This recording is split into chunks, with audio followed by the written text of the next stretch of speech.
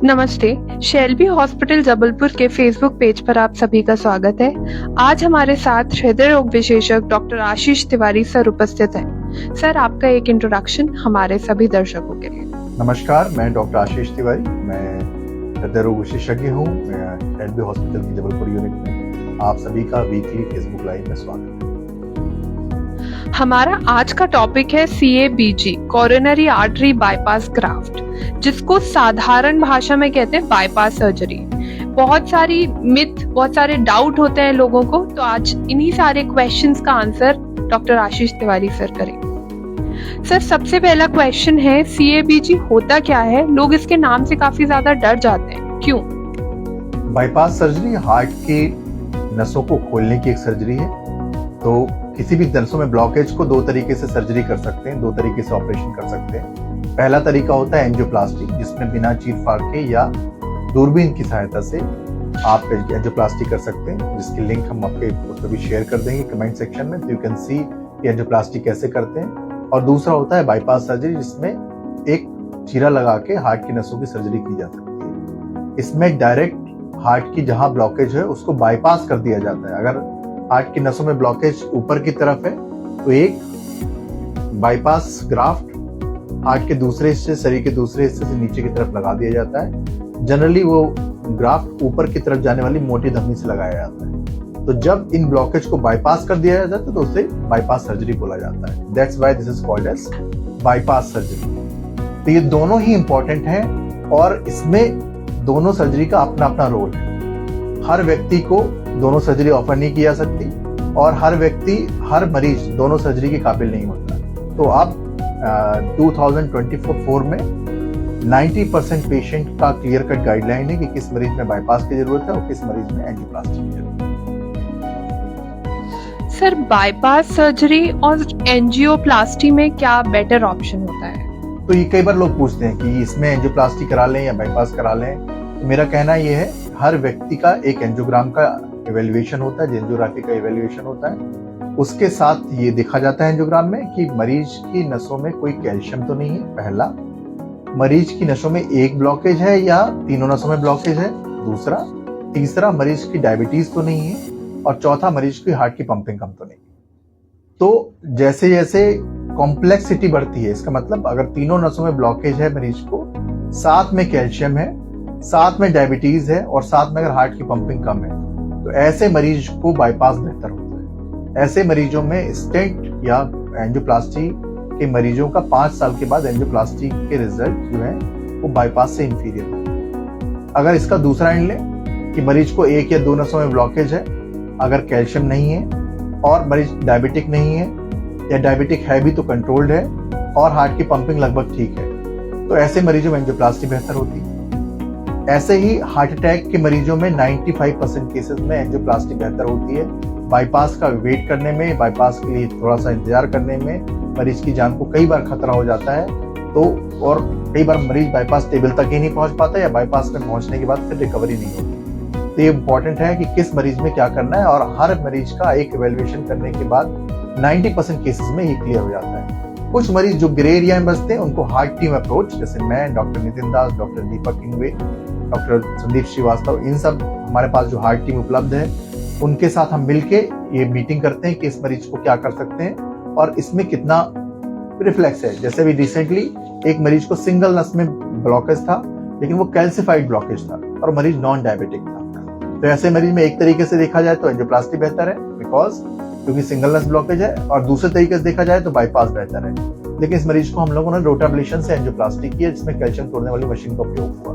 तो ऐसे कुछ मरीजों का 10% ऐसे, लेकिन ऐसे मरीजों की संख्या 10% से ज्यादा नहीं है। तो हर मरीज को आपको इवैल्यूएट करना है, हम इवैल्यूएट करते हैं, उनको ऑप्शन बताते हैं कि ये ऑप्शन उपलब्ध है, ये बेहतर है, इस बीमारी में ये बेहतर है, इसमें ये रिस्क है। तो every patient is unique, every patient is different, and this has to be decided by treating cardiothoracic surgeon और cardiologist to offer the surgery, कौन सी कराना है। Okay sir. सर, अगर 4 नसों से ज्यादा में ब्लॉकेज है तो उसमें हम क्या प्रेफर करेंगे? जैसे मैंने बोला, 3 या उससे ज्यादा नसों में ब्लॉकेज है और अगर उसमें कैल्शियम और डायबिटिक है तो पहला ऑप्शन हमें बाईपास का देना चाहिए। और ऐसे मरीजों का लंबे समय में बाईपास का रिजल्ट बेहतर है एंजियोप्लास्टी से।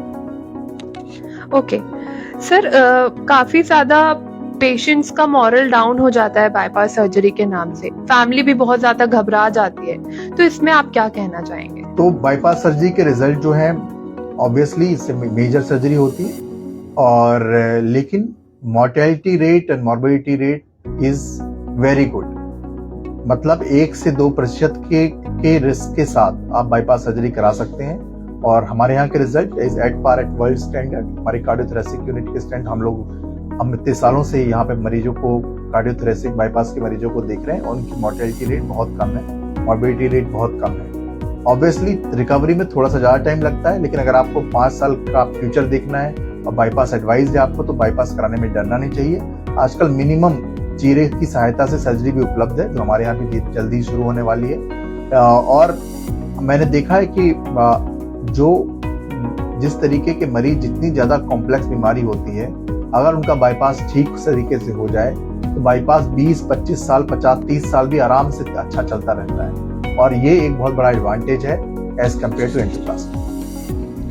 ओके सर, बाईपास सर्जरी के पेशेंट्स अपनी नॉर्मल लाइफ में कब वापस आ सकते हैं? जैसे कई पेशेंट्स को एक्सरसाइज करना काफी पसंद है, योगा करना पसंद है, तो क्या वो वापस से रिज्यूम कर सकते हैं? कार्डियक रिहेबिलिटेशन एक टॉपिक है ये, जिसके अंतर्गत हम लोग हमारे विभाग में मरीज को ग्रेडेड एक्सरसाइज, जैसे पहले हफ्ते में क्या करना है, दूसरे हफ्ते में क्या करना है, तीसरे हफ्ते में क्या करना है, कैसे आगे बढ़ाना है, तो आप एक बात याद रखें कि 2 से 3 महीने एक पीरियड होता है, 8 हफ्ते से 12 हफ्ते एक पीरियद होता है, जिसमें किसी भी तरीके के बॉडी के इंसल्ट को रिकवरी में टाइम लगता है। आपकी अगर हड्डी भी टूट जाती है तो आपको 2-3 महीने लगेंगे। ऐसे ही ये एक बॉडी को इंसल्ट होता है, जब भी हार्ट अटैक होता है, ब्लॉकेज होता है, बाईपास होता है, तो 2 से 3 महीने का टाइम लगता है, और जनरली मरीज 2 से 3 हफ्ते में ही ठीक होने लगता है। लेकिन रिकवरी के लिए 8 to 12 वीक का टाइम लेके चलना है, उसमें मरीज का मनोबल बढ़ाना है आपको। एक ग्रेडेड एक्सरसाइज, जैसे आपने बोला मरीज पहले योगा प्राणायाम करता था, तो वो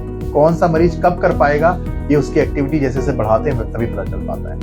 तो उनका हर पेशेंट के लिए एक कार्डियक रिहेबिलिटेशन प्रोग्राम उसकी अपनी कैपेसिटी के हिसाब से होता है।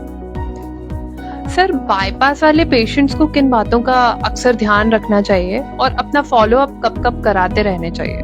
तो बाईपास सर्जरी के पेशेंट को सबसे पहला ध्यान अपना रखना चाहिए परिवार वालों को, कि मरीज का मनोबल कम ना हो। जब वो 4 से 5 दिन एक अकेले कमरे में रहता है, बाईपास वाले रूम, पोस्ट बाईपास आईसीयू में रहता है, और उसका मूवमेंट रिस्ट्रिक्टेड रहता है, उसकी बहुत सारी लाइंस जली होती हैं, बहुत सारे ड्रेनेज जले होते हैं, बहुत सारी ट्यूबिंग जली होती हैं, तो कई बार मरीज को मनोवैज्ञानिक रूप से थोड़ा अफेक्ट पड़ता है। तो पहला, बाईपास होने के बाद पूरे परिवार को उसकी मानसिक स्वास्थ्य का ध्यान रखना चाहिए सबसे पहले। दूसरा, बाईपास के मरीज जनरली कुछ दिनों के बाद अपना जब एक्टिव हो जाते हैं, ठीक हो जाते हैं, तो दिखाना बंद कर देते हैं। यह संख्या आश्चर्यजनक रूप से बाईपास मरीजों में ज्यादा है एज कम्पेयर टू एंजियोप्लास्टी मरीजों में। ऐसा क्यों है, इसका कोई शोध नहीं हुआ है, बट यह बिल्कुल आश्चर्यजनक रूप से ज्यादा है। तो मेरे ख्याल से ज्यादा अच्छी काउंसलिंग करनी चाहिए, और उनको इम्पोर्टेंस बताना चाहिए कि अगर बाईपास के बाद अगर आपको अपनी बाईपास को एक्टिव रखना है, बाईपास को बचाए रखना है, तो आपको रेगुलर कोलेस्ट्रॉल, बीपी, शुगर वगैरह की जांच कराते रहना चाहिए। समय समय पे कार्डियोलॉजिस्ट या कार्डियोथोरेसिक सर्जन को 3 से 6 महीने में दिखाना चाहिए। तो ये बहुत जरूरी है, इन सब बातों को उनको ध्यान रखना चाहिए। तो apart from routine, diabetes control, blood pressure control, lipid control, इन सब बातों का ध्यान रखना चाहिए। ओके सर, बाहर का खाना अक्सर मना हो जाता है, तो क्या उन्हें बाहर का शादी पार्टी में खाना बिल्कुल छोड़ देना चाहिए? मेरा कहना बिल्कुल सिंपल है। आज की आपाधापी वाली दुनिया में, स्पेशली कॉर्पोरेट वर्ल्ड में या बिजनेस में या में, पूरी तरीके से बाहर का खाना बंद नहीं कर सकते, बिकॉज आजीविका चलाना सबसे प्रायोरिटी होना चाहिए। लेकिन अगर घर का खाना हम 80 to 90% टाइम अगर खा सकते हैं, तो that will be the best food किसी भी व्यक्ति के लिए। तो इसका मतलब ये नहीं कि अगर आप हार्ट के मरीज हैं तो आप 2 महीने में कहीं बाहर जाते तो बाहर का खाना नहीं खा सकते, बिल्कुल खाइए। इनफैक्ट अपनी लाइफ की क्वालिटी जितनी अच्छी रखेंगे, आपका हार्ट भी उतना ही अच्छा रहेगा। तो आप इतना स्ट्रिक्ट डाइट फॉलो नहीं करें, आपके डाइट में 1% या 2% की गुंजाइश हमेशा रहेगी। रूटीन में आपको डाइट रखना है। रूटीन में मतलब रूटीन में आपको पूरी, पराठे, समोसे, कचौरी, फ्राइड फूड अवॉइड करना है। कई लोग तेल बिल्कुल बंद कर देते हैं और उसके बाद वो 55 किलो के या 50 किलो के हो जाते हैं, 80 किलो से, और उनकी लाइफ में कैकेक्सिया रिलेटेड प्रॉब्लम शुरू हो जाती है। तो डोंट लूज मच वेट, ज्यादा आपको कैकेक्सिक नहीं होना, एक हेल्दी वेट मेंटेन करके रखना है और अननेसेसरी परहेज करना है। जैसे हमारे पास आज सुबह जो मरीज आए थे वो पिछले एंजियोप्लास्टी के बाद से अभी तक दाल दलिया ही खा रहे हैं और उनका वेट 3 से 4 किलो कम हो गया। तो ऐसा बिल्कुल नहीं करना है आपको नॉर्मल खाना खाना है, दाल चावल सब्जी रोटी। डायबिटिक है तो डायबिटीज का परहेज करना है और आपको फ्राइड फूड नहीं खाना है, वो भी इमीडिएटली नहीं, आपको लॉन्ग रन में करना है। तो ये बहुत इंपॉर्टेंट है कि बैलेंस बनाए रखें। ओके सर कभी कभी देखने को आता है कि बाईपास वाले पेशेंट्स को इंटरनल पेन होता है, वो समझ नहीं पाते ये इंटरनल पेन है या एक्सटर्नल पेन, तो क्या ये पेन होना नॉर्मल है? कार्डियक एजुकेशन प्रोग्राम के तहत हम लोग सारे मरीजों को सिखाते हैं कि किस तरीके का मरीज हार्ट का होता है, किस तरीके का दर्द सीने का दर्द हार्ट का होता है, किस तरीके का सीने का दर्द बाकी तरीके का होता है। इसमें बहुत सारे मरीज समझ पाते हैं, कई सारे मरीज नहीं समझ पाते, लेकिन उनको सिखाया जाता है कोई भी दर्द जो चलने में बढ़ रहा है, जो सीने में भारीपन के साथ आया है, जिसके साथ बहुत ज्यादा सांस फूल रही है, वो हार्ट का हो सकता है।